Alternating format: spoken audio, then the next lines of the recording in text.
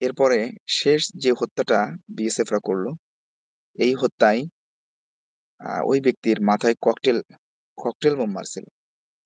তো এই যে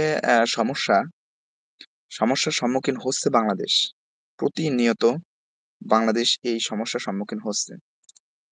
কিন্তু যেই কথা বলতেছে না কেন, তাকে হয়তো গুম করতেছে, বা তাকে জেলে ঢুকিয়ে দেওয়া হচ্ছে, বা বিভিন্ন ধরনের সমস্যার সম্মুখীন বর্তমানে বাংলাদেশের নাগরিকগুলা কিন্তু হচ্ছে। তো সামান্য একটা ভারতকে নিয়ে ভিডিও বানানোর কারণে যদি আমার রিপোর্ট মারতে মারতে সেটাকে শেষ করে দেয়, তাহলে দেশের ভিতরে যারা আছে, আমি ফেসবুকে যখন লাইভ করতেছি, করতে করতে এর ভিতরেই অলরেডি একজন কল দিয়ে বসছে।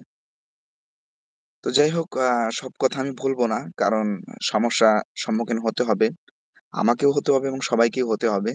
বাংলাদেশের বর্তমানে যে পরিস্থিতি সামনে, তাতে বাংলাদেশ খুব ভয়াবহ একটা অবস্থার উপরে আছে।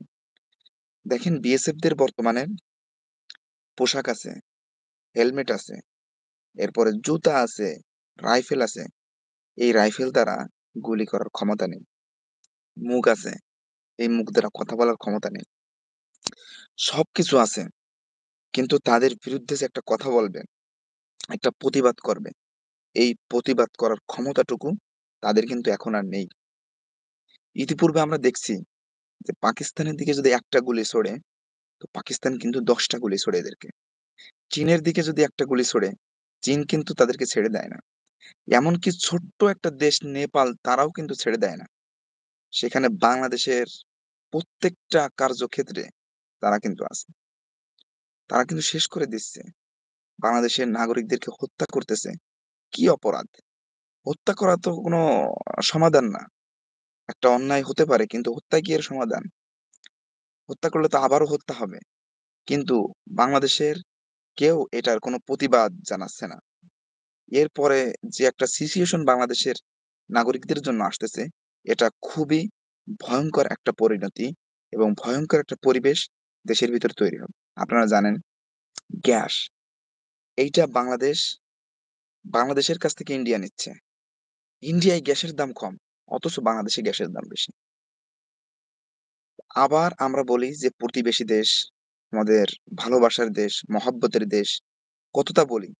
কিন্তু ভালোবাসার উপহার কি লাশ? এই কথাগুলো আমি তুলে ধরছিলাম।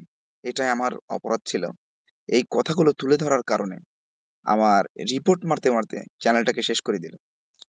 এমনকি ইনবক্সে এমনভাবে তারা এসএমএস করতেছে যেন আমি রাজাকার। এরকম একটা অবস্থা আমার। আমার বয়স কত? আমার বয়স এই ২৫ বছর বয়স আমার। কিন্তু তাদের ভাষা অনুযায়ী কেমন যেন আমি তাদের কাছে রাজাকার। মানে বাংলাদেশের একজন নাগরিক, সে স্বাধীন দেশে বুক ফোলায় কথা বলবে, সেই কথা বলার ক্ষমতাটুকু ছিনিয়ে নেওয়া হচ্ছে। মানে কথা বলতে গেলেও তোমাকে হিসাব করে কথা বলা লাগবে। তুমি কাজ করতে গেলেও তোমাকে হিসাব করে কাজ করা লাগবে। কারণ বাংলাদেশ স্বাধীন হয়েছিল ৭১ এ, কিন্তু সেই স্বাধীনতা এখন আর নাই। এখন সবকিছু শেষ হয়ে গেছে। নতুন করে আবার এই দেশ স্বাধীন হবে। এই দেশকে আবারও নতুন করে স্বাধীন করা লাগবে। বাংলাদেশের মানুষদেরকে আবারও মুক্ত করা লাগবে।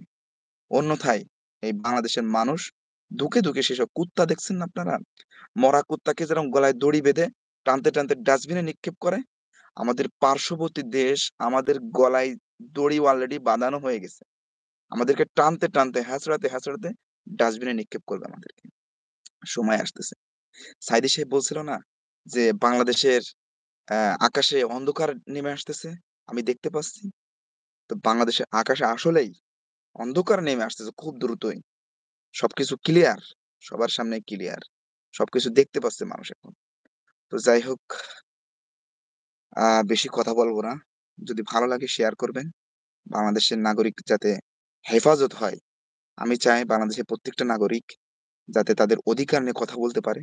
বাংলাদেশের অধিকার নিয়ে তারা বাঁচতে পারে। দ্রব্যমূল্যের দাম কমুক। বাংলাদেশের মানুষ শান্তিতে থাকুক, এটাই আমরা চাই। দেখুন টাকার রেট, আমি যখন বাইরে আসছি তখন টাকার রেট ছিল কত? ৳২৮। এখন টাকার রেট চলে গেছে ৩২, ৩২.৫, ৩৩ এর কাছে চলে গেছে টাকার রেট। তাহলে অবস্থা কোথায় যেয়ে দাঁড়াচ্ছে? তো যাই হোক, ভালো লাগলো শেয়ার